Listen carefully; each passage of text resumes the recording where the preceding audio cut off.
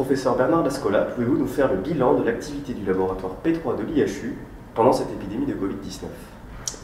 Bonjour, donc actuellement on a inoculé plus de 5000 prélèvements, c'est un chiffre assez exceptionnel, et sur ces 5000 prélèvements on est environ à 2000 souches, enfin on a même dépassé les 2000 souches de virus, et c'est pas terminé. Et en quoi ce nombre de 2000 souches est-il exceptionnel? Il faut savoir que la culture cellulaire pour isoler les virus, c'est quelque chose qui avait été abandonné. Alors ça a été abandonné pour des raisons simples, c'est que c'est quelque chose qui est très fastidieux, c'est très long à faire, c'est très coûteux, il y a besoin de beaucoup de personnel. Et c'est pour ça que quasiment toute personne n'en faisait et même n'en fait. Et en pratique, vous avez bien vu, c'est-à-dire que le diagnostic maintenant se fait par biologie moléculaire, et donc on avait finalement complètement oublié qu'on pouvait faire aussi de la culture pour analyser le virus. Et comment avez-vous pu mettre en place dans l'urgence une telle plateforme d'isolement de virus? En fait, ça fait 3 ans qu'on pratique et qu'on travaille à essayer de réisoler des virus. Nous, on est originaire de la culture des bactéries intracellulaires, qui sont des petites bactéries qui poussent dans les cellules comme le font les virus. Et à partir de ça, on a glissé sur les virus géants, qui sont pareils des virus, mais des très gros virus. Et avec ça, on a découvert un monde complètement nouveau, en basant notre recherche essentiellement sur la culture. Et ultérieurement, on s'est dit, on va revenir sur les petits virus. Et donc, on a mis au point des techniques qui sont complètement nouvelles, c'est-à-dire des techniques de culture sur des microplaques en utilisant des systèmes de filtration. Et tout ça, on l'a mis au point au cours des années qui précèdent. Et paradoxalement, quand l'épidémie est arrivée, pour le coup, nous, on était prêts. Voilà. On était peut-être les seuls en France, mais nous, on était vraiment prêts. Et puis la question sans doute la plus importante, à quoi ça a servi? Alors cette analyse de toutes ces souches virales, dès le début, ça nous a permis par exemple de définir à quel moment les patients n'étaient plus contagieux. C'est-à-dire qu'on est arrivé à faire un rapport entre ce qu'on trouvait en biologie moléculaire, c'est-à-dire la PCR, et ce qu'on trouvait en culture. Et on est arrivé à faire un rapport de dire voilà, quand les patients ont ce taux de virus dans leur prélèvement respiratoire, et bien ce patient il n'est plus contagieux et donc on peut le changer de système d'hospitalisation pour le mettre dans un endroit où on ne risquera pas la contagion. Ça a permis de faire le cycle du virus en microscopie électronique, ça a permis de tester les molécules comme hydroxychloroquine, azithromycine, et puis on a mis au point des systèmes d'isolement à très haut débit. Alors ça ne nous a pas servi là dans cette crise, mais ultérieurement ça nous servira s'il y a de nouvelles vagues ou surtout s'il y a d'autres virus qui arrivent. Et que reste-t-il à faire?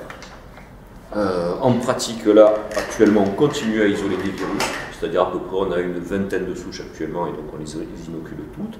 Et puis on ressort, là, on fait de l'investigation épidémiologique, c'est-à-dire on ressort des prélèvements de congélateurs. Nos congélateurs sont pleins de prélèvements de patients, et donc on sort les prélèvements d'intérêt, donc les patients par exemple qui sont immunodéprimés, les patients qui ont résisté au traitement, c'est-à-dire qui continuent à excréter le virus malgré le traitement.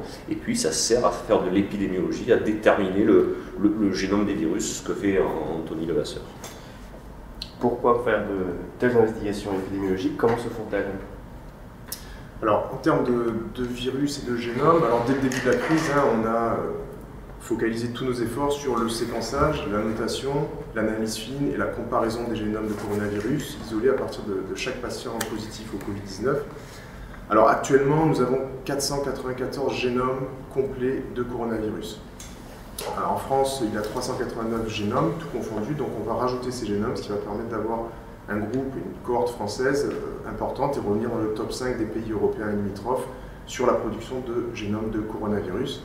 Alors pourquoi est-ce important ces génomes? Pour répondre à plusieurs questions, notamment est-ce que le virus évolue?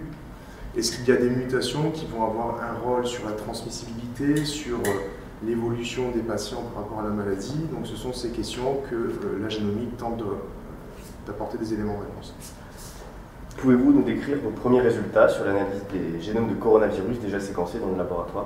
Oui, alors, on a comparé toutes ces souches à la souche de référence initiale, la souche chinoise, et on a pu observer 321 événements mutationnels différents.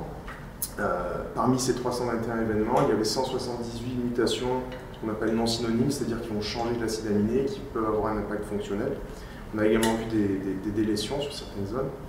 On s'est particulièrement focalisé sur un gène particulier, un gène qui va coder pour une protéine, une glycoprotéine S. Pourquoi? Parce que c'est la protéine d'entrée du virus, qui possède un domaine de liaison à un récepteur au niveau des cellules humaines et qui va permettre au virus d'entrer dans la cellule et de l'infecter. Et on a pu observer une trentaine de substitutions dans ce gène particulier, dont 18 étaient non synonymes, et ce qui peut avoir un impact important, notamment au niveau de la spécificité de l'hôte, puisqu'on sait que les coronavirus peuvent infecter des espèces différentes et sur la transmissibilité.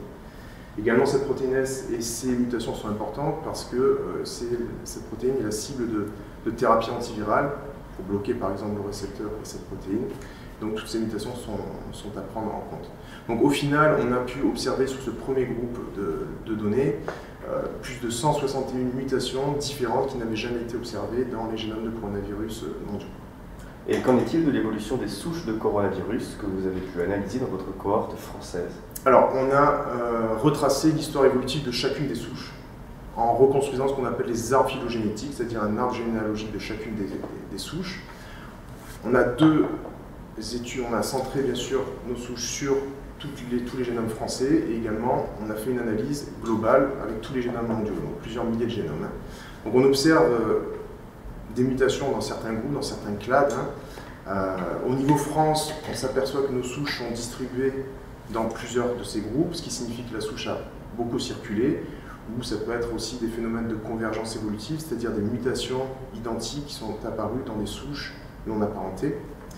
Au niveau mondial, on arrive très bien à retracer les mutations et ce profil mutationnel qui s'est fixé dans les populations, qui a été transmis à partir de la souche initiale chinoise et qui s'est transmis au cours des épisodes de contamination successifs au niveau de l'Europe, Afrique, Amérique du Nord, Amérique du Sud, Océanie. Donc ça, on observe ça de manière assez fine. En termes d'évolution, il faut savoir que le virus évolue, c'est un processus absolument normal, naturel. On a observé en moyenne entre 7 à 8 substitutions par isolat. Ce qui, pour un virus de ce type, je rappelle c'est un virus à ARN, ce qui est assez modéré en termes d'évolution. Alors ça, c'est partiellement, en partie, c'est dû à une protéine de ce génome qui possède un domaine particulier qui s'appelle hexoribonucléase, qui va empêcher des erreurs lors de la multiplication de ce virus.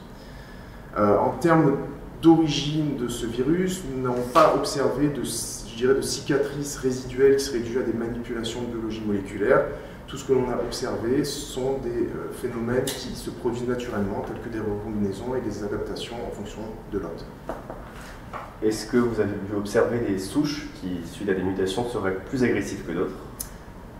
Alors tout d'abord, quand je dis que le virus évolue, ce n'est pas du tout synonyme de dangerosité accrue ou d'agressivité du virus, c'est pas obligatoirement, il n'y a pas de lien direct.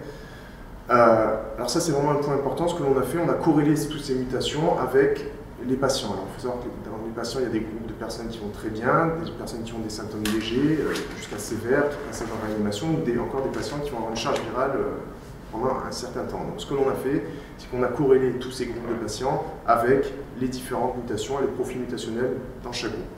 Et on s'aperçoit on a un résultat très intéressant, c'est que toutes ces souches sont distribuées de manière, je dirais, quasi aléatoire dans les groupes de patients. Ça signifie une chose, c'est que l'évolution de la maladie chez le patient, à ce stade et dans notre groupe, ne dépend pas de la souche virale, mais dépend plus de l'état de santé initial et des caractéristiques de santé propres au patient. Donc pour répondre à votre question, on n'a pas, en tout cas à ce stade, observé de souches particulièrement plus agressives qui entraîneraient une surmortalité. L'épidémie du coronavirus ralentissant, voire se terminant à Marseille, quels seront vos axes de travail maintenant? En pratique, on va continuer. La culture virale ne va pas s'arrêter avec le coronavirus. Déjà avant cette crise-là, on avait travaillé beaucoup sur la rougeole et on avait obtenu, on a probablement d'ailleurs la plus grande collection de France de souches de rougeole, puisqu'on a isolé et séquencé le génome de plus d'une centaine de souches de rougeole. Donc notre but maintenant, il est double, c'est d'abord essayer d'augmenter nos systèmes au débit qu'on a commencé à mettre en place. Il faut savoir que dans cette crise Covid, on a eu le nombre de gens qui sont investis là-dedans, c'est-à-dire quasiment tous les techniciens du laboratoire NSB3 ont travaillé là-dessus, mais c'était aussi des étudiants de thèse, c'était du personnel de l'université qui travaillait ici, tout le monde a travaillé. Ça, on ne peut pas le faire au quotidien, donc il on a besoin de systèmes qui sont automatisés. On a besoin aussi d'améliorer nos supports de culture. Et l'idée, c'est de mieux connaître, mieux isoler les virus déjà connus et bien évidemment essayer de sortir, d'isoler de nouveaux virus, donc avec de nouveaux systèmes de culture. Donc en gros, c'est des systèmes de culture le plus rapide possible et proposer le plus de systèmes d'isolement nouveaux possible pour sortir des nouveaux virus. Et vous, professeur Levasseur? Oui, comme disait mon collègue, actuellement, on est en train de développer des méthodes d'analyse, je dirais, non traditionnelles en termes d'analyse computationnelle pour essayer de trouver des virus inconnus. Alors la difficulté, c'est que dans les bases de données, on n'a aucune similarité de séquence puisque le virus, par définition, est inconnu. Donc on est en train de mettre au point des approches basées, alors, très rapidement sur le GC%, sur la structure tridimensionnelle des protéines, sur les zones régulatrices, sur les données métagénomiques, etc., ou encore les blocs de synthénie. Le but étant d'éclairer un peu cette matière noire biologique chez les virus. Merci beaucoup.